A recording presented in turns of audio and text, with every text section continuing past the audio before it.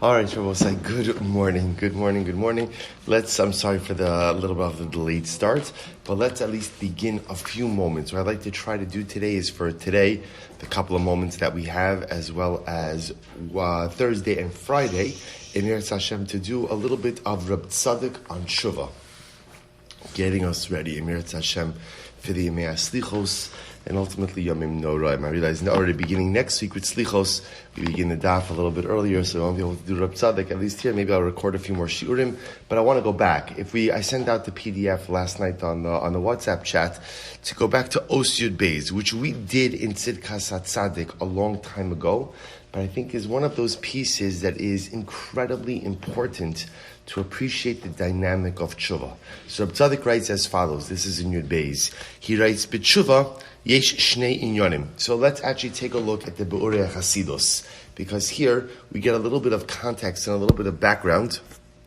to what Reb Tzaddik is trying to convey to us. So this is really an incredible piece. He says, Matzinu b'Gemara b'reish brachas shatora mavdila ba'adam shenitma bein hava'as kaparaso lebein taharaso beherev shmasho. So remember again, interestingly enough, when it comes to tumah, right? When it comes to tumah of a person becomes ritually impure. So halacha l'maisa, there's two parts to the person's process. There's what we call hava'as kaparaso, the bringing of his kapara, which usually refers to a karban, and then there's taharaso beherev shmasho. And then there's his tara, right? Tara, interestingly enough, personalistic purity occurs when? Herav Shemesh, right? We've seen this many times throughout our journeys in Tumah. So again, a person goes to the mikvah, a person has Herav Shemesh, the setting of the sun purifies the individual, and then afterwards, a person still has to bring their karban. Two stages in the purification process. So Reb Tzaddik does something absolutely amazing. V'yizbaer shekein hu adavar gam legabe taras hanefesh. We're going to see, Reb Tzaddik is going to say that the process for what we'll call personal or physical ritual purity is the same process for spiritual purity. In other words, just like there are two stages to becoming tahar, Herav Shemesh, the setting of the sun, and kapar, the bringing of the karban, so too for tshuva is going to be these two processes as well. But tshuva, shitaras hanefesh, yesh ba shnei inyonim hanitzrachim letikuno sha'adam. This is truly beautiful. So too, by tshuva, there is going to be the equivalent of Herav Shemesh, setting of the sun, and then kapara, ultimately again karban. So let's analyze the two pieces. So continuing in Be'urei Chasidus, it's page Chav Gimel, left hand column.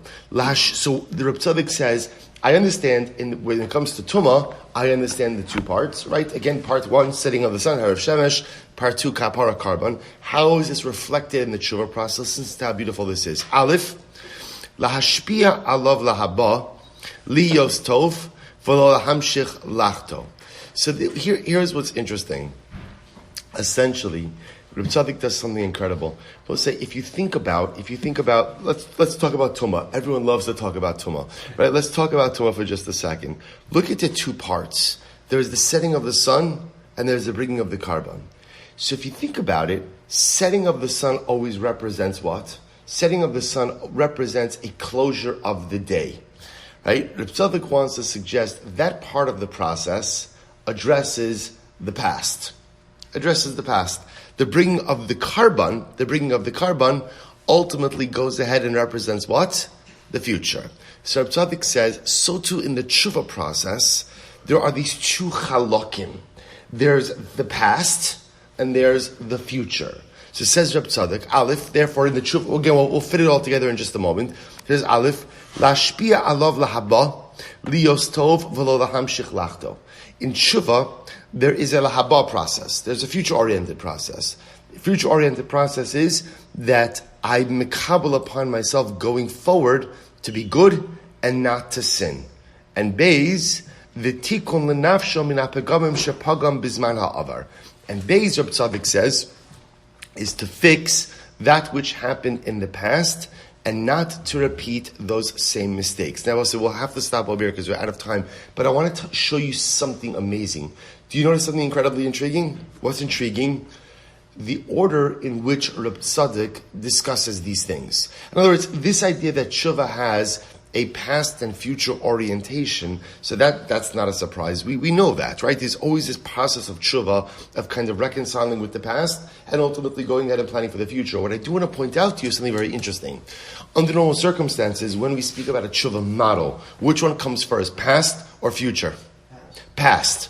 Past almost always comes first. This is the way it works with the Rambam. This is the way it works with Rabbeinu Yonah.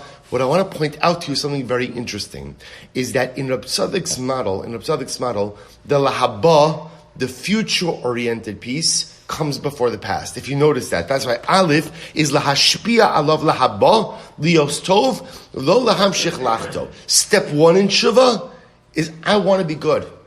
I don't want to do this anymore. I don't want this to be me anymore. I don't want to behave this way anymore. I want to be different going forward. And Beis is tikkun l'nafsho min hapagam shepagam bizman ha'avar. Beis is then to go ahead and say, you know what? But I have to reconcile with the past. First, I make a plan for the future, and then there's a reconciliation with the past. So we'll have to stop over here for today. I apologize. Actually, we'll take a look. We'll take a look for another minute.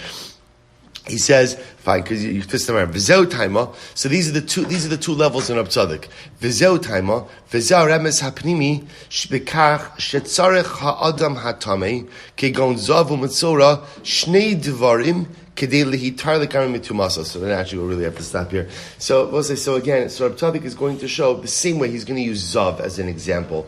Right? The same way that the zav requires ultimately, again, two chalokim to his tara. Herav Shemesh, the setting of the sun, Kapar, the bringing of the carbon, so to the Baal Tshuva is going to have these two chalokim as well. There is the Kabbalah, what he calls Lahaba. Ultimately, again, I want to be someone different going forward. I don't want to do these things. I want to grow. I want to be different. I want to be better. Then a reconciliation with the past. So in the Tzaddik's model of Teshuva, which we'll delve into more tomorrow, halacha lemaisa, the orientation or the focus on who I want to be is the first step. And after I take care of that, then there's the diving back into the past to reconcile those mistakes. So we'll stop over here for today. Me'eretz Hashem will pick up with the rest of Osiyud Beis. We'll probably spend tomorrow and Friday on Osiyud Beis, getting us ready for Slichas and Me'eretz Hashem. Shkoyach.